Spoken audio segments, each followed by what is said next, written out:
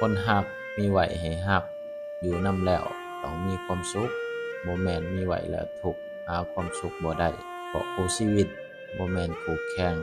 ที่ต้องแย่งกันเอาชนะ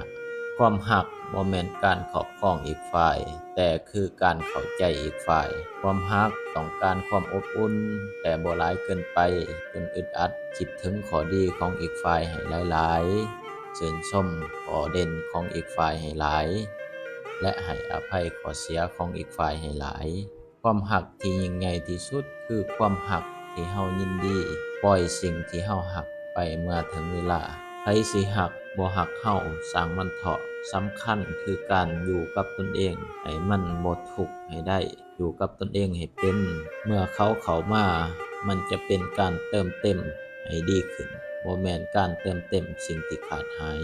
คือเฮาจะขาดเขาไปบ่ได้เฮาต้องเป็นคนที่เติมเต็มด้วยตนเอง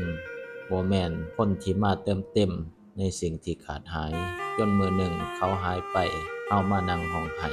กับตนเองขอให้ทุกท่านสุขสมหวังในวันแห่งความรัก